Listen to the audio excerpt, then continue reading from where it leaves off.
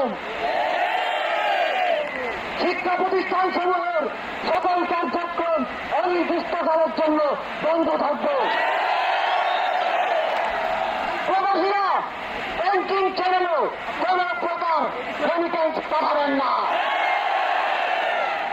সকল ধরনের সরকারি সভা সমাবেশ আয়োজন বর্জন করবেন।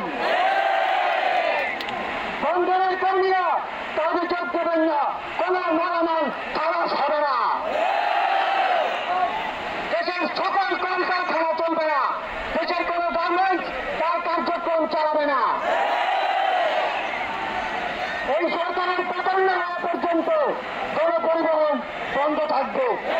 আগামী রবিবার এবং প্রতি সপ্তাহের প্রথম দিন রবিবার শুধুমাত্র ব্যক্তিগত লেনদেনের জন্য ব্যাংক খোলা থাকবে। বাকি সাপ্তাহিক কার্য দিবসগুলো ব্যাংক বন্ধ থাকবে। পুলিশ সদস্যরা রুটিন ডিউটি ব্যতীত কোন ধরনের প্রোটোকল ডিউটি, রায়ত ডিউটি, প্রোটেস্ট ডিউটি পালন করবে না। শুধুমাত্র পুলিশ নিয়মিত থানার রুটিন ওয়ার্ক পালন করবে। বিজিবি ও নৌবাহিনী ব্যতীত অন্য বাহিনী ক্যান্টনমেন্টের বাইরে ডিউটি পালন করবে না। বিজিবি এবং নৌবাহিনীও বেড়াত এবং কোস্টাল এরিয়ার মধ্যে সীমাবদ্ধ থাকবে।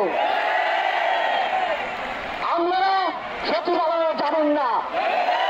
ডিসি বা উপজেলা কর্মকর্তারা নিজ নিজ কার্যালয়ে যাবেন না। কোন প্রকার অফশোর ট্রানজাকশন চলবে না। আমরা চাই না পতনের আগে এই সরকার দেশের অর্থ লুটপাট করে বিদেশে নিয়ে যাক। বিলাস দ্রব্যের দোকান, শোরুম, মার্কেট সবকিছু অনির্দিষ্টকালের জন্য বন্ধ থাকবে।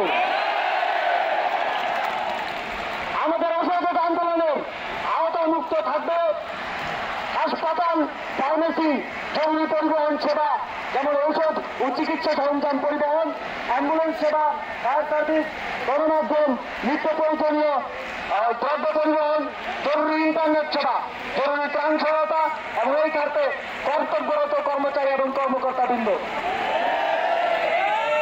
নিত্য প্রয়োজনীয় দ্রব্যের দোকানপাট শুধুমাত্র বেলা 11টা থেকে দুপুর 1টা পর্যন্ত খোলা থাকবে। বন্ধুগণ, এই স্বৈরাচারী খুনি সরকারের পতন না হওয়া পর্যন্ত এই প্রত্যেকটা কর্মসূচি আপনারা পাড়ায়, মহল্লায়, গ্রামে, শহরে